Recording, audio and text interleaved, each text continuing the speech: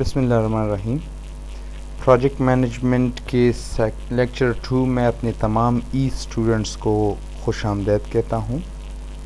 This is Najibullah, lecturer GCMS Mardan. आज के इस लेक्चर में हम पढ़ेंगे अंडरस्टैंडिंग द प्रोजेक्ट मैनेजमेंट, यानी कि किसी भी प्रोजेक्ट मैनेजर के लिए प्रोजेक्ट की किन किन एरियाज़ के बारे में जानना ज़रूरी है। तो आइए चलते हैं अंडरस्टैंडिंग प्रोजेक्ट मैनेजमेंट। सबसे पहला जो एरिया है हमारा, जो कि एक प्रोजेक्ट मैनेजर को पता होना चाहिए, that is project startup and integration. अब प्रोजेक्ट स्टार्टअप जो है, this is same as the startup of a new organisation. जिस तरह हम एक नए इदारे को स्टार्ट करते हैं, वैसे ही स्टेप्स हम किसी नए प्रोजेक्ट को स्टार्ट करने के लिए वही स्टेप्स हम लेते हैं। सो यहाँ पर लिखा गया है the project startup is same as the startup of a new organisation. अच्छा, दूसरा पॉइंट है the project manager develop the infrastructure to design and execute the project. मतलब ये प्रोजेक्ट स्टार्टअप एंड इंटीग्रेशन में एक प्रोजेक्ट मैनेजर को वो तमाम फेजेस, वो तमाम स्टेप्स, वो तमाम प्रोसेसेस के बारे में इल्म होना चाहिए जो कि यूज़ होते हैं in the development of the infrastructure to design and execute the project. किसी भी प्रोजेक्ट को डिज़ाइन करने और उसको एग्जीक्यूट करने के लिए जिस चीज़ों की ज़रूरत होती है, उसके बारे में प्रोजेक्ट मैनेजर को इल्म होना ज़रूरी है। थर्ड पॉइंट यहाँ पर है the project manager create alignment among the stakeholders during initial phase of the project. अब यहाँ पर इस लाइन में एक वर्ड यूज़ हुआ है, that is stakeholders. So stakeholders को यहाँ पर मैंने डिफ़ाइन नहीं किया टेक्स्ट में, मैं आपको बताता चलूँ।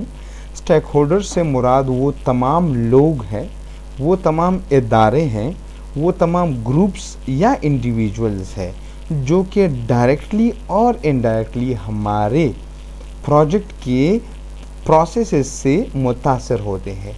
उनकी मफादात हमारे प्रोजेक्ट के साथ जुड़े हुए होते हैं। अब स्टेक होल्डर्स में कौन आते हैं? जो इदारा प्रोजेक्ट को स्टार्ट करता है वो इदारा स्टेक होल्डर है, उस इदारे के एम्प्लॉइज़ स्टेक होल्डर्स हैं, उस इदारे के सेलर्स जो हमें माल भिजवाते हैं, हमारे वेंडर्स, जो प्रोजेक्ट के वेंडर्स, वो हमारे स्टेक होल्डर्स हैं।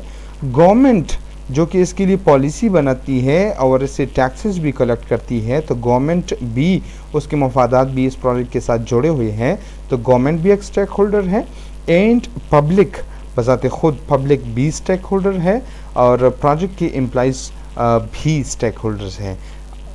इन शॉर्ट कि वो तमाम लोग, वो तमाम इदारे जिनके मफाद या मफादात हमारे प्रोजेक्ट के साथ जुड़े हुए हो, वो हमारे स्टेक होल्डर्स हैं। तो अब इस लाइन को दोबारा देखिए, the project manager create alignment among the stakeholders during initial phase of the project. Project manager क्या करता है? वो स्टेक होल्डर्स के दरमियान अलाइनमेंट क्रिएट करता है, तमाम स्टेक होल्डर्स को एक प्लेटफॉर्म पे लेके आता है और अपने प्रोजेक्ट को परसू करता है। तो स्टार्टअप एंड इंटीग्रेशन में किसी प्रोजेक्ट मैनेजर के पास ये भी इल्म होना ज़रूरी है कि किस तरह अपने तमाम स्टेक होल्डर्स को एक प्लेटफॉर्म पे लाकर उनको अलाइन करके किसी प्रोजेक्ट को परसू करना है। तो ये इल्म उसके पास होना चाहिए। फोर्थ पॉइंट है यहाँ पर, the scope of work is then refined, preliminary schedule and conceptual budget is prepared. तो जब हम स्टेक होल्डर्स को अलाइन करते हैं, उसके बाद जो है हमारे प्रोजेक्ट स्कोप को रिफाइन किया जाता है, प्रिलिमिनरी शेड्यूल बनाया जाता है और कंसेप्चुअल बजट जो है वो पेश किया जाता है। तो अब इस पॉइंट का मतलब ये है कि प्रोजेक्ट मैनेजर के पास ये भी स्किल होना चाहिए कि कैसे किसी प्रोजेक्ट के स्कोप को रिफाइन करते हैं, कैसे प्रोजेक्ट के प्रिलिमिनरी बजट को प्रिलिमिनरी स्केड्यूल को डेवलप करते हैं और कैसे जो है कंसेप्चुअल बजट को तैयार करते हैं। और इस लास्ट लाइन में लिखा है then the project plan, procurement plan, IT plan, flow chart diagram and responsibility matrices are prepared. और उसके बाद जो है ये तमाम चीज़ें project plan, procurement plan, IT plan, flow chart diagram and responsibility matrices बनाए जाते हैं। तो प्रोजेक्ट मैनेजर को पता होना चाहिए कि प्रोजेक्ट प्लान कैसे बनाते हैं, प्रोक्योरमेंट प्लान कैसे बनाते हैं, IT प्लान कैसे बनाते हैं, flow chart diagram, responsibility matrices वगैरह ये क्या चीज़ें हैं, किस तरह काम करते हैं। तो किसी प्रोजेक्ट मैनेजर के पास इन चीज़ों का इल्म होना ज़रूरी है। ये प्रोजेक्ट प्लान, प्रोक्योरमेंट प्लान, ये सारी चीज़ें अभी आगे आ रही है कि किस तरह इसको बनाते हैं और ये है क्या चीज़ें। अच्छा, स्टार्टअप एंड इंटीग्रेशन के बाद किसी प्रोजेक्ट मैनेजर के पास प्रोजेक्ट स्कोप के बारे में नॉलेज होना ज़रूरी है। So the project scope is a document that define the parameters of the project, what will be accomplished by the end of the project. Project scope एक ऐसी दस्तावेज़ है जो कि हमें ये बताती है, हमें उन तमाम पैरामीटर्स के बारे में बताती है कि हमने जो ये प्रोजेक्ट कैरी ऑन किया है, ये जो प्रोजेक्ट या हम परसू करने वाले हैं, ये इसके एंड रिजल्ट्स क्या होंगे, ये अपने इख्तिताम पर किन चीज़ों को एकम्प्लिश करेगी। दूसरा पॉइंट है the size and details of a project depend upon the complexity of a project. अब देखिए, प्रोजेक्ट स्कोप में हम साइज एंड डिटेल जो है ये चीज़ें भी टच करते हैं। तो इन चीज़ों का दारोमदार जो है ये प्रोजेक्ट की कम्प्लेक्सिटी भी होते हैं।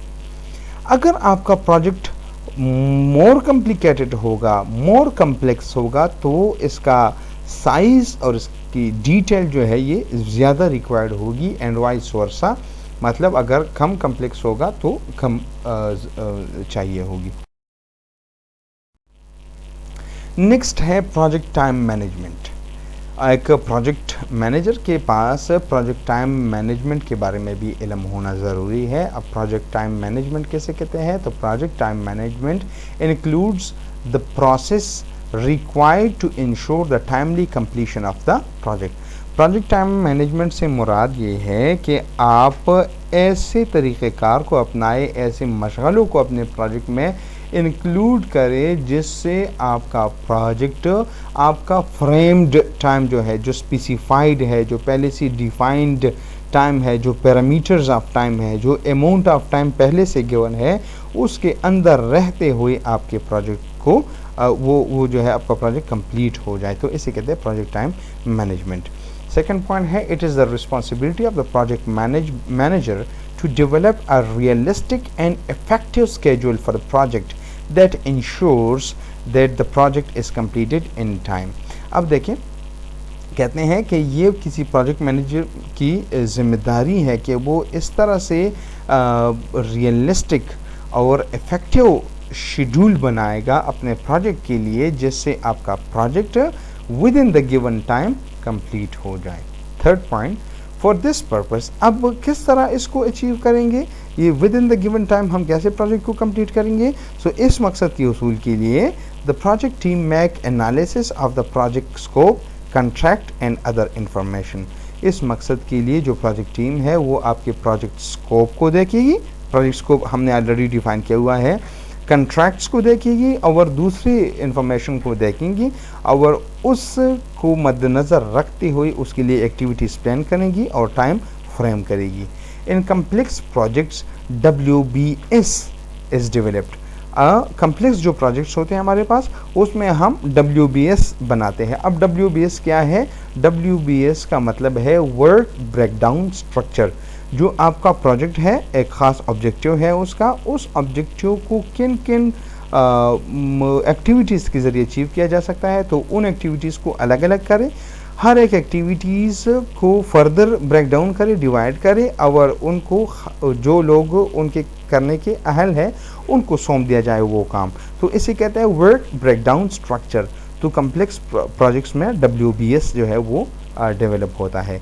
Every project schedule has a key date on which a project is suppose to complete. हर एक प्रोजेक्ट शेड्यूल में जो है एक की डेट होता है, ये वो डेट होती है जिस पर एक प्रोजेक्ट ने कंप्लीट होना है। Next is project cost management. अब यहाँ पर वो बजटरी इंफॉर्मेशन आ जाती है, बजटरी प्लानिंग आ जाती है, बजटरी स्टेप्स आ जाती है। It includes the processes that the project is completed with in the approved budget.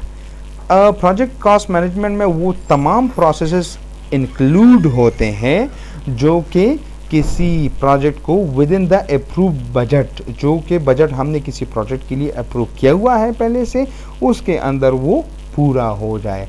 These processes are as under. अच्छा, अब कौन कौन से हैं ये? Resource planning. हम सबसे पहले जो करेंगे रिसोर्स प्लानिंग के, हमारे प्रोजेक्ट के रिसोर्सेज कौन कौन से चाहिए होंगे और किन रिसोर्सेज से हमें जो है रेवेन्यू वगैरह जनरेट होगी, तो वो सारा कुछ इस फर्स्ट पॉइंट में आ जाता है।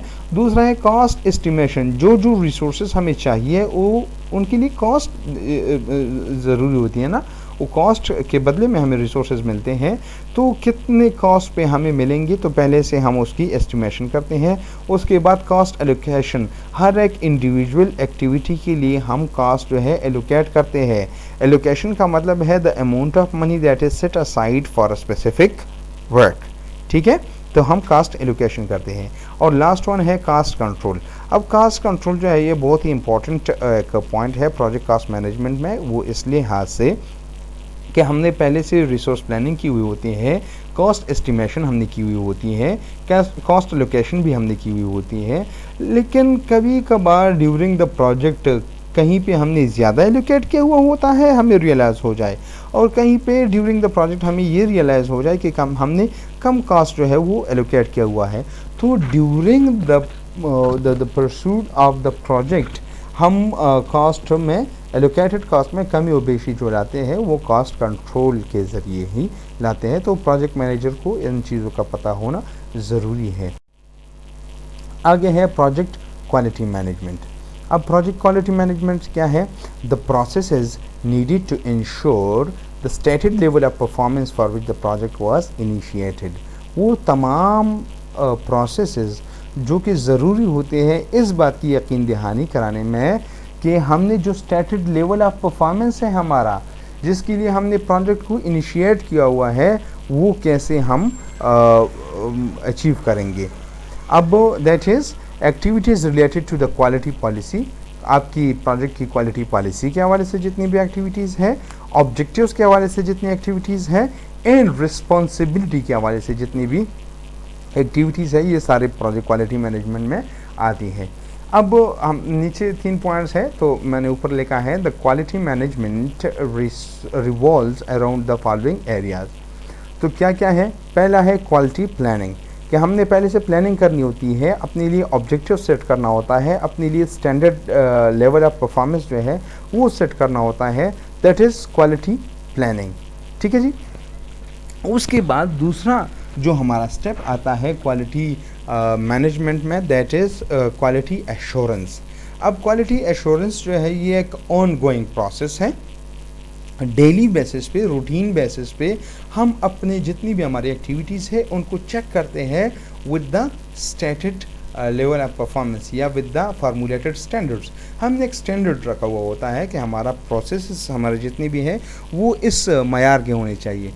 तो अब जैसे ही हमारा प्रोजेक्ट का इनिशिएट करके हम उसको परसू करते हैं और हमारी प्रोसेसेस जारी होती हैं, तो हम अपने तमाम तर एक्टिविटीज़ को उस स्टैंडर्ड के साथ, उस मयार के साथ उनको एनालाइज करते हैं, उनका जायज़ा लेते हैं कि क्या हमारी एक्टिविटीज़ हमारे स्टैंडर्ड्स के मुताबिक है कि नहीं। सो ये एक ऑन गोइंग प्रोसेस है, तो ये आती है तमाम तर क्वालिटी एश्योरेंस में। And third point is quality control. अब क्वालिटी कंट्रोल में हम करेक्टिव एक्शंस लेते हैं। करेक्टिव एक्शंस से मुराद, तो क्वालिटी कंट्रोल में हम करेक्टिव एक्शंस लेते हैं जितने भी हमारे हमने क्वालिटी एश्योरेंस के दौरान अपने एक्टिविटीज़ को अपने स्टैंडर्ड्स के साथ जांचा है, उसको परखा है, तो अगर कहीं भी डिविएशन है तो हम क्वालिटी कंट्रोल में वहाँ पर करेक्टिव एक्शंस लेते हैं। Project human resources management. अब प्रोजेक्ट ह्यूमन रिसोर्सेज मैनेजमेंट उन तमाम एक्टिविटीज़ का नाम है जो कि इफ़ेक्टिव और efficient utilisation of people involve in the project के लिए इस्तेमाल होती हैं। हमारे प्रोजेक्ट में जितने भी लोग हैं उनको इफ़ेक्टिवली और उनको एफिशिएंटली यूटिलाइज़ किया जा सके, इस पूरे प्रोसेस का नाम है प्रोजेक्ट ह्यूमन रिसोर्सेज मैनेजमेंट। इसमें हम क्या करते हैं, ऑर्गेनाइजेशनल प्लानिंग करते हैं, हमारे जो विजन, जो मिशन है हमारा, जो ऑब्जेक्टिव्स है हमारे जो विजन है उनको देखते हैं कि हम क्या अचीव करना चाहते हैं, कौन कौन से एक्टिविटीज़ है। अब ज़ाहिर सी बात है एक्टिविटीज़ को परफॉर्म करने के लिए हमें ह्यूमन रिसोर्स की ज़रूरत पड़ेगी, तो ये तमाम तर डाटा हम यहाँ पर प्लान करते हैं। उसके बाद हमें कितने लोगों की ज़रूरत है तो स्टाफ रिक्विजिशन जो है वो हम करते हैं, और उसके बाद जो है स्टाफ को once staff requisition is completed, then हम टीम डेवलपमेंट की तरफ आते हैं और उनसे कलेक्टिवली काम लेकर साइनर्जी को क्रिएट करते हुए अपने प्रोजेक्ट के मकसद को अचीव करने की तरफ गामज़न होते हैं। आगे है प्रोजेक्ट कम्युनिकेशन मैनेजमेंट। अब प्रोजेक्ट कम्युनिकेशन मैनेजमेंट जिस तरह नाम से जाहिर है कि कम्युनिकेशन किसे कहते हैं, द एक्सचेंज ऑफ इंफॉर्मेशन। तो प्रोजेक्ट में कहाँ कहाँ पर किन किन चीज़ों के बारे में लोगों को जानना ज़रूरी है और किन किन चीज़ों के बारे में प्रोजेक्ट को जानना, प्रोजेक्ट के अपर मैनेजमेंट को जानना ज़रूरी है। तो इस तमाम चीज़ों को जब हम किसी एक सिस्टमेटिक ऑर्डर में ले आते हैं तो इसे हम कहते हैं प्रोजेक्ट कम्युनिकेशन मैनेजमेंट।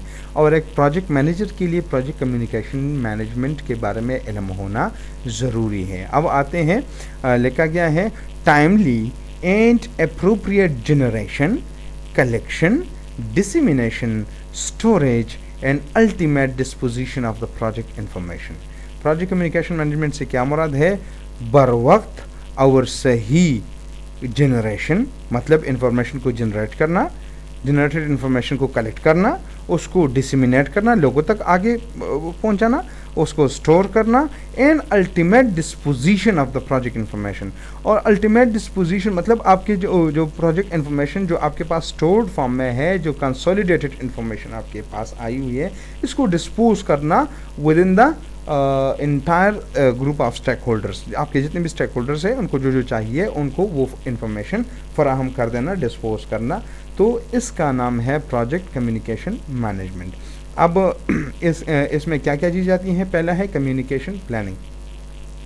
हमें किस वक्त किन चीज़ की, किस लेवल की इंफॉर्मेशन की ज़रूरत है, तो ये पहले से प्लान करना, या किस स्टेक होल्डर को कौन से लेवल की इंफॉर्मेशन फराहम करनी है ये भी प्लान करना।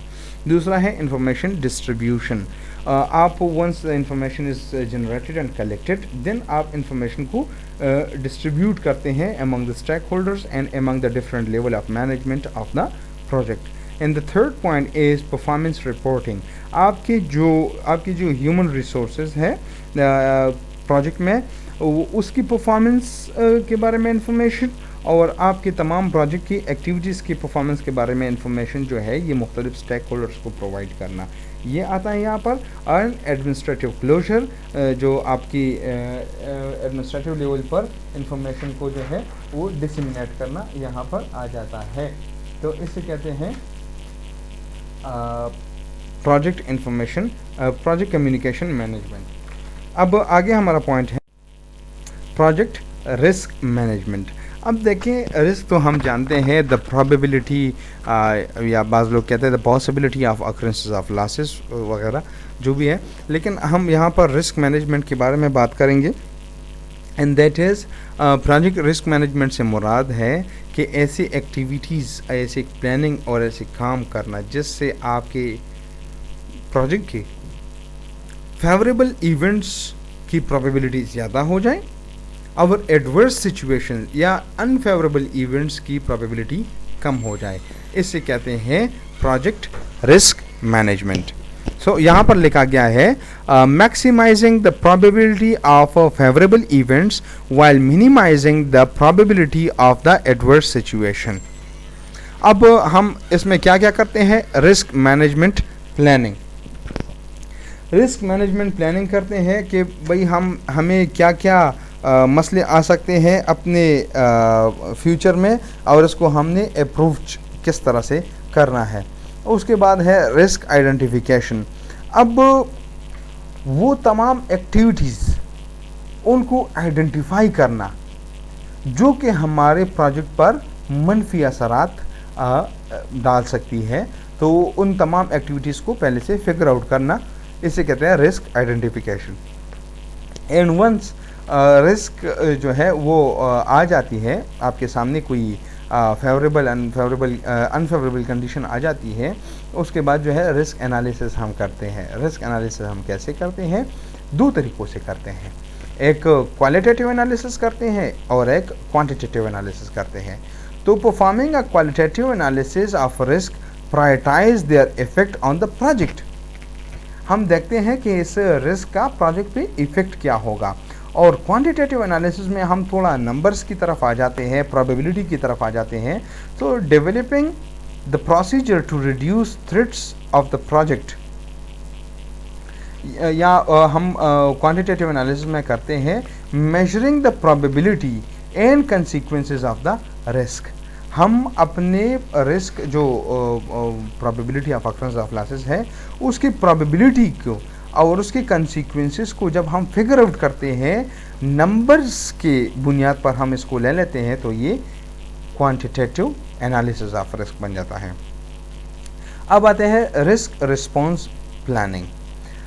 रिस्क रिस्पॉन्स प्लानिंग में ये है कि जो प्रोसीजर्स है हमारे प्रोजेक्ट के, हम किस तरीके से इनको ले लें, या कौन कौन से हमारे प्रोसीजर्स होने चाहिए जो कि हम अडॉप्ट करें और उससे हमारे थ्रेट्स जो है, उससे हमारे जो एडवर्स सिचुएशंस है वो कम हो जाए। तो इसे कहते हैं रिस्क रिस्पॉन्स प्लानिंग।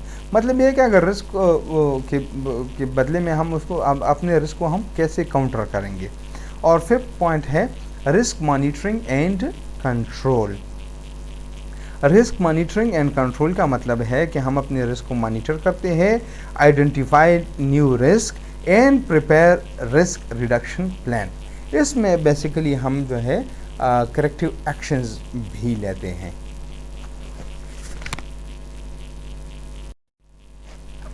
आगे है project procurement management. So project the process required in the acquisition of goods and services for the project. Project procurement management से मुराद वो तमाम प्रोसेस है जो कि गुड या सर्विसेज को एक्वायर करने के लिए इस्तेमाल होती हैं। ठीक है, इसमें सबसे पहला हमारे पास आता है procurement planning. So determining what to procure and when to procure. हम कब प्रोक्योर करेंगे और क्या प्रोक्योर करेंगे, तो ये चीज़ जब हम पहले से डिटरमिन करते हैं तो ये आती है हमारी प्रोक्योरमेंट प्लानिंग में। दूसरा है सोलिसिटेशन प्लानिंग। अब सोलिसिटेशन प्लानिंग जो है ये डॉक्यूमेंटिंग एक डॉक्यूमेंटेशन का काम है, जो जब हम अपने जो वेंडर्स हैं हमारे, जो हमारे सप्लायर्स हैं, उनसे राब्ता करने के लिए हम डॉक्यूमेंट्स बनाते हैं कि किस बंदे से हमने कोटेशन तलब करना होगा, किस किस तरीके से किस किस चीज़ के बारे में तलब करना होगा। तो इसे कहते हैं सोलिसिटेशन प्लानिंग। और उसके बाद आता है सोलिसिटेशन।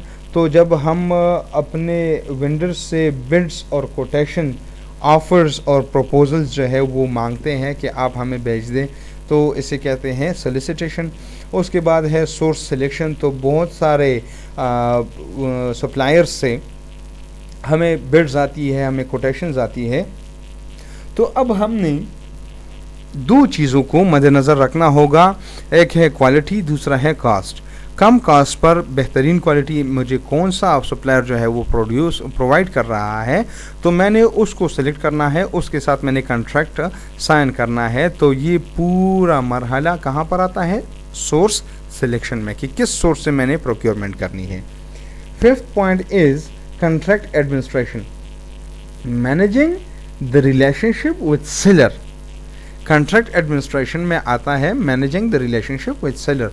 मैं अपने सेलर जो अपना सप्लायर है हमारा, उसके साथ अपने रिलेशनशिप को कैसे मैनेज करूँगा, तो ये आता है कॉन्ट्रैक्ट एडमिनिस्ट्रेशन में।